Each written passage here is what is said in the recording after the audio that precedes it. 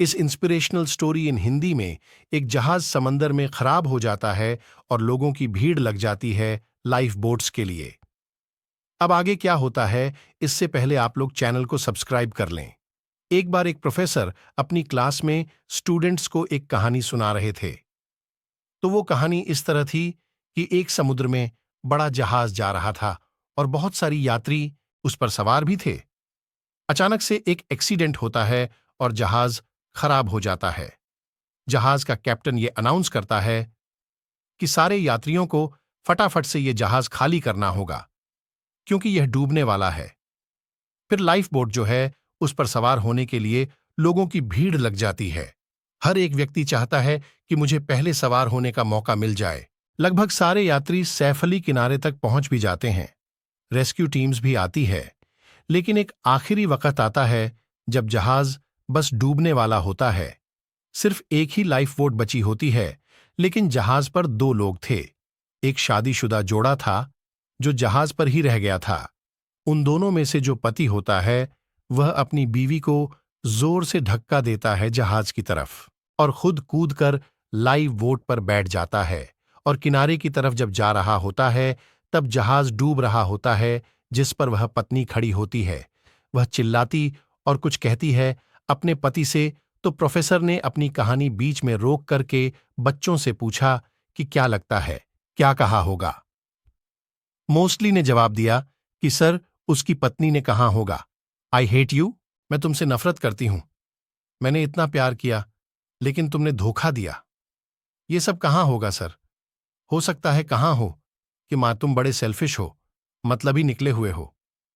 एक बच्चा चुपचाप होकर बैठा था तो उसको प्रोफेसर ने पूछा कि आप बताओ, क्या कहा होगा उस पत्नी ने अपने पति को?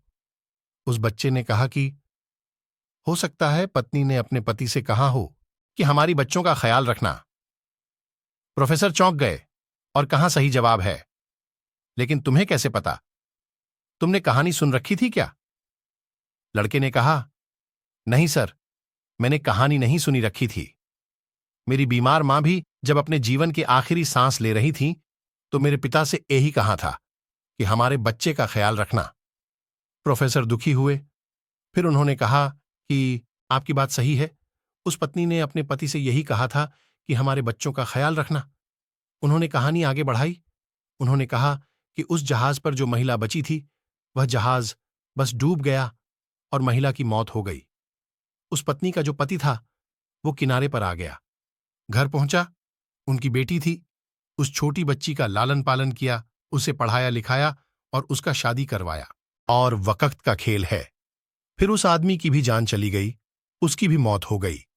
जो बेटी थी वह एक दिन अपने घर पर मायके में आई हुई थी और घर की साफ सफाई कर रही थी और सामान सारा देख रही थी। उसको अलमारी में एक डायरी मिलती है जो कि उसके पिता की थी और उस डायरी के आखिरी पेज पर लिखा हुआ था कि मुझे क्षमा करना, मैं उस समय समंदर में तुम्हारे साथ समंदर में उस पल समा जाना चाहता था। तुम्हारे बिना मेरे जिंदगी का कोई मतलब नहीं है। वो बच्ची जब ये पढ़ रही थी तो रोती चली जा रही थी। कहीं ना कहीं उसके मन में ये चलता था कि न पिता ने मां को वहां अकेले क्यों छोड़ दिया। लेकिन उसे दिन उसे समझ में आया कि पिता ने ऐसा फैसला क्यों किया था। इस जीवन में बहुत सारी बातें सही गलत से ऊपर है। बहुत सारी बातें बहुत कॉम्प्लेक्स होते हैं, बहुत जटिल होती है, जिन्हें समझ पाना बड़ा मुश्किल होता है हमारे लिए। और हम में से काफी लोग बस तुरंत रिएक्ट कर देते हैं, बात बोल देते हैं, सोचते नहीं, विचार नहीं करते, इमीडिएटली रिएक्शन देते हैं। आप ऐसे करते रहेंगे तो लोगों को खोते रहेंगे। प्रतिक्रिया देना बंद कीजिए, लोगों को जज करना बंद कीजिए, लोगों से प्यार करना, मोहब्बत करना शुरू कीजिए। एक बुजुर्ग ने कहा था कि मुझे चुप रहने पर कभी अफसोस नहीं हुआ, हमेशा बोलने पर अफसोस हुआ है। इसीलिए हमको हमेशा सोच समझकर ही रिएक्ट करना चाहिए और बोलना चाहिए। तो आपको ये inspirational short story in Hindi कैसी लगी? मुझे कमेंट बॉक्स में जरूर बताइए।